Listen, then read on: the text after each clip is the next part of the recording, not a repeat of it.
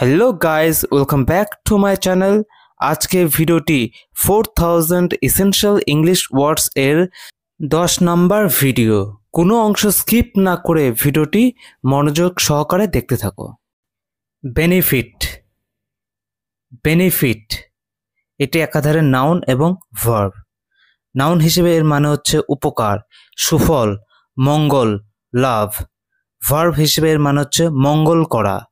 এর অ্যাডজেক্টিভ হচ্ছে beneficial. Exercise has many health benefits.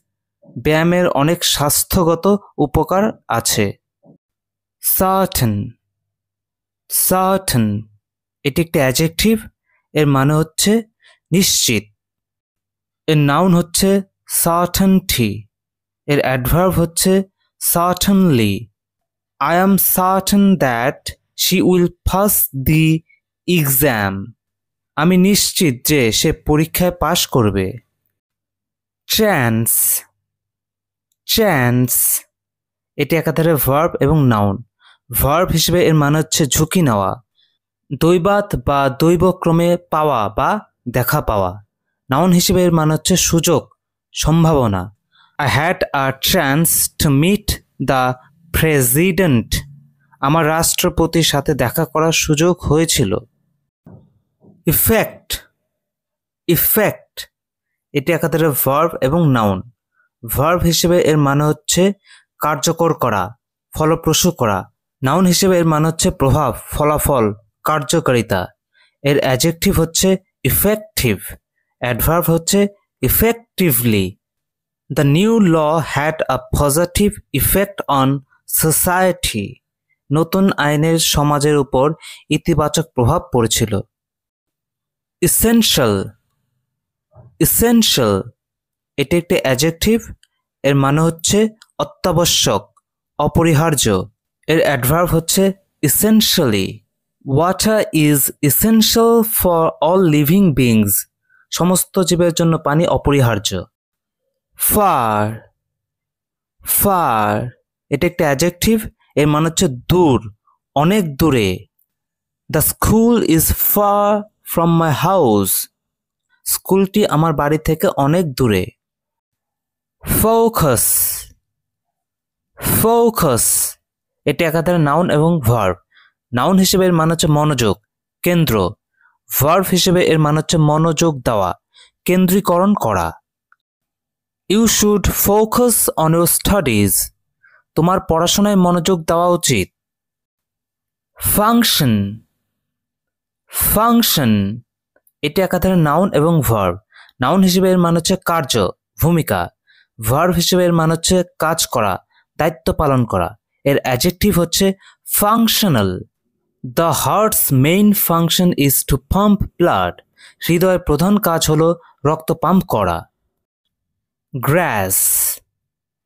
গ্রাস এটা একাধারে নাউন এবং ভার্ব। নাউন হিসেবে এর মানে হচ্ছে ঘাস।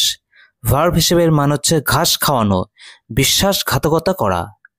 The children played on the grass. শিশুরা ঘাসের উপর খেলেছিল। গার্ড। গার্ড এটা একাধারে নাউন এবং ভার্ব। নাউন হিসেবে এর মানে হচ্ছে পাহারা, প্রহরী। ভার্ব হিসেবে এর মানে হচ্ছে পাহারা দেওয়া, রক্ষা করা। এর অ্যাডজেক্টিভ হচ্ছে গার্ডেড। এর অ্যাডভার্ব হচ্ছে guardedly. Soldiers guard the border. সেনারা সীমান্ত পাহারা দেয়। ইমেজ। ইমেজ এটি একাধারে নাউন এবং ভার্ব। নাউন হিসেবে এর মানে হচ্ছে প্রতিমা, ছবি, প্রতিচ্ছবি। ভার্ব হিসেবে এর মানে হচ্ছে প্রতিমা বা প্রতিকৃতি রচনা করা। She saw her image in the mirror. সে আয়নায় নিজের প্রতিচ্ছবি দেখল।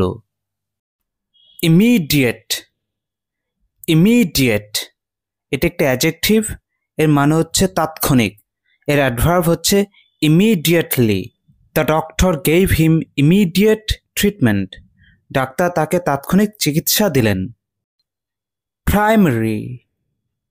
প্রাইমারি এটি একটি অ্যাডজেক্টিভ, এর মানে হচ্ছে প্রাথমিক, প্রধান, মূল। এর নাউন হচ্ছে প্রাইমাসি। Education is a primary need for all children. শিক্ষা সব শিশুদের জন্য একটি প্রধান প্রয়োজন। Proud. Proud. এটি একটি অ্যাডজেক্টিভ, এর মান হচ্ছে গর্বিত, অহংকারী, দাম্ভিক।